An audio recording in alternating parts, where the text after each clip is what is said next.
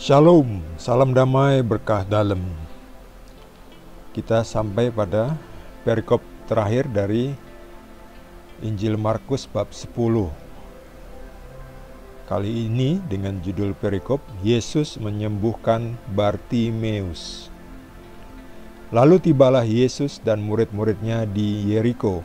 Dan ketika Yesus keluar dari Yeriko bersama-sama dengan murid-muridnya dan orang-orang banyak yang berbondong-bondong, ada seorang pengemis yang buta bernama Bartimeus, anak Timeus, duduk di pinggir jalan.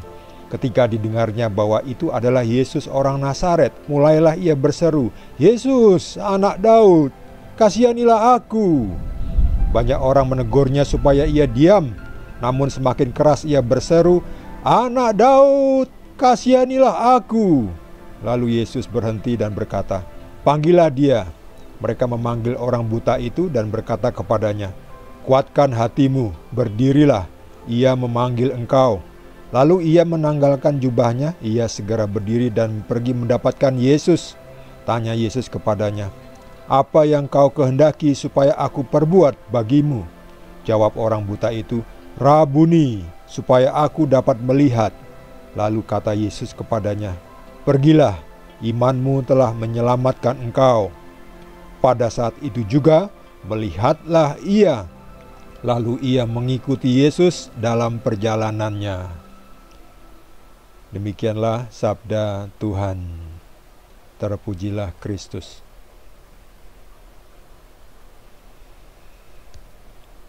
Bartimeus ini orang yang buta dan miskin. Pekerjaannya setiap hari adalah mengemis. Dia duduk di pinggir jalan dan meminta-minta. Itu adalah hal yang wajar bagi orang buta saat itu. Pasti tidak bisa kerja, tidak bisa melakukan aktivitas yang untuk mencari rezeki, kecuali ya duduk dan mengemis. Itu adalah hal yang wajar. Tapi ketika suatu hari Yesus berjalan di jalan yang dimana dia biasa duduk di pinggir untuk meminta-minta. Yesus sudah terkenal dan Bartimeus sudah tahu siapa itu Yesus. Yesus sedang berjalan dari Yeriko. Di mana Yeriko? Kita lihat petanya. Yeriko ini adalah laut mati. Di atas ini Danau Galilea. Nah, ini Yeriko. Ini Yerusalem. Bethlehem di wilayah Yudea. Jadi Yesus datang ke Yeriko. Kemudian saatnya pergi lagi untuk mengunjungi desa-desa lain. Yesus berjalan di pinggir jalan di mana Bartimeus biasa duduk meminta-minta. Ini dia orangnya. Bartimeus ini mendengar keributan atau orang berbondong-bondong. Lalu siapa itu? Siapa itu? Ternyata Yesus. Oh, Yesus.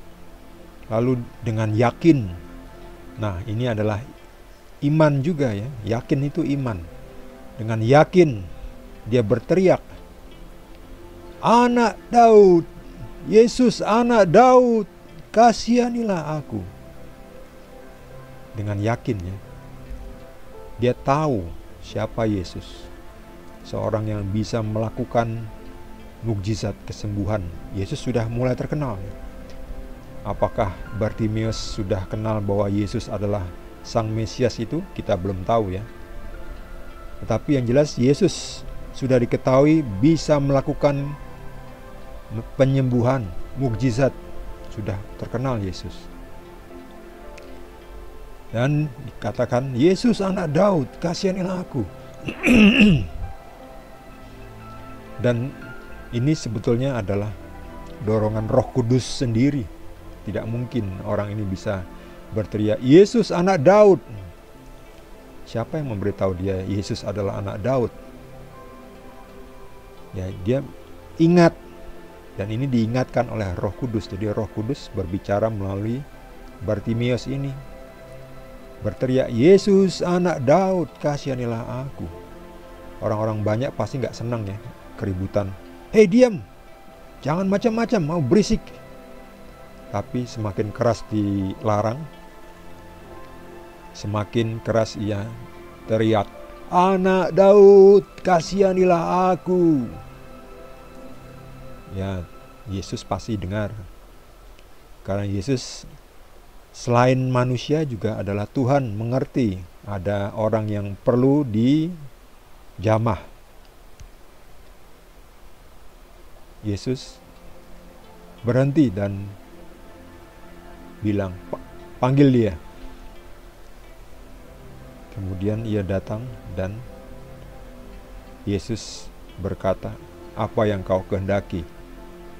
Engkau mau apa supaya aku perbuat bagimu?" Yesus juga sebetulnya sudah tahu ya, Tuhan kok, Tuhan tahu.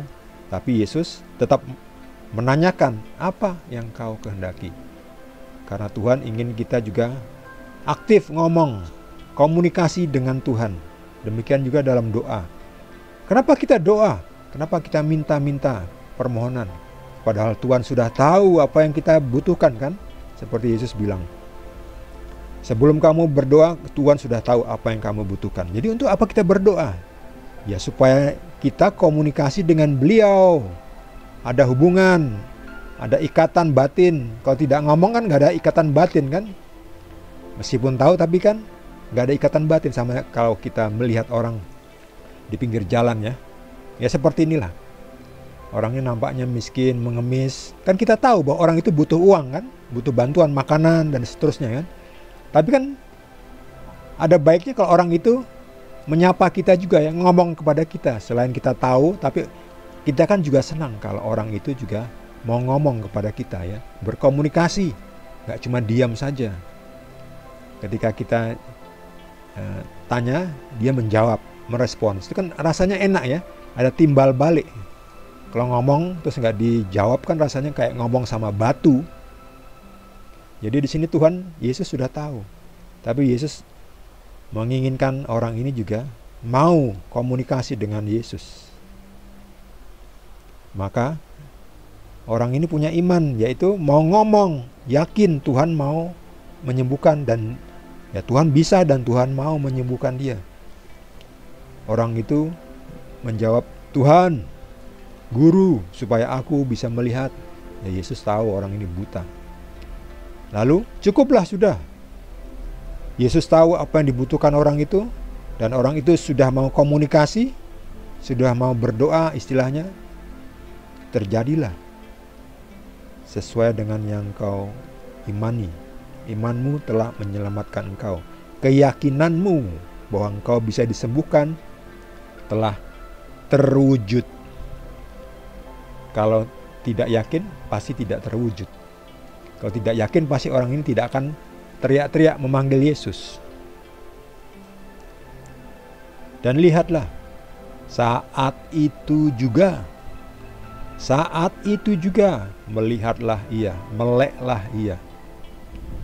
Lihat ini, siapa yang bisa melakukan keajaiban seperti ini? Siapa Yesus?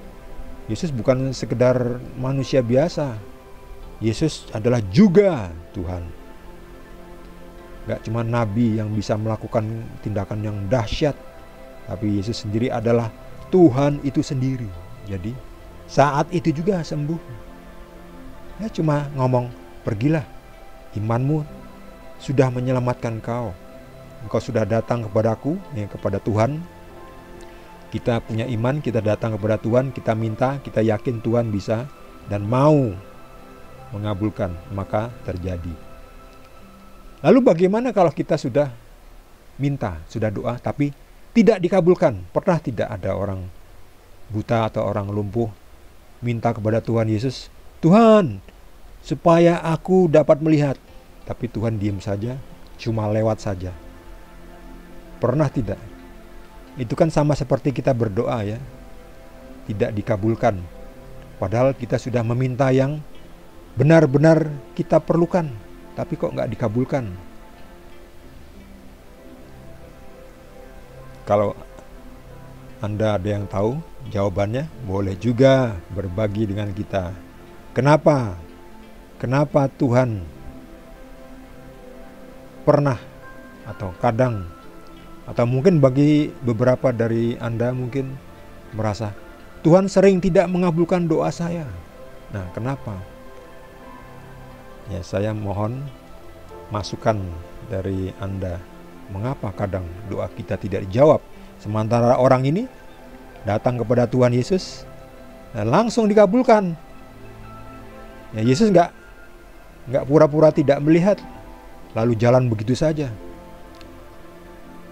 tapi Yesus berhenti dan mengabulkan. Jadi Yesus tidak pernah tidak melewatkan orang yang membutuhkan bantuannya, mukjizatnya, tanpa menolongnya. Gak pernah. Yesus selalu datang lewat dan menyembuhkan, asal orang ini mau bergerak.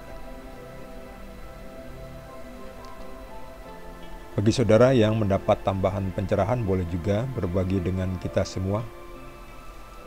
Bagi yang belum subscribe, jangan lupa di subscribe dan juga di like. Kita akan lanjutkan dengan dengan Markus 11. Markus bab 11. Terima kasih.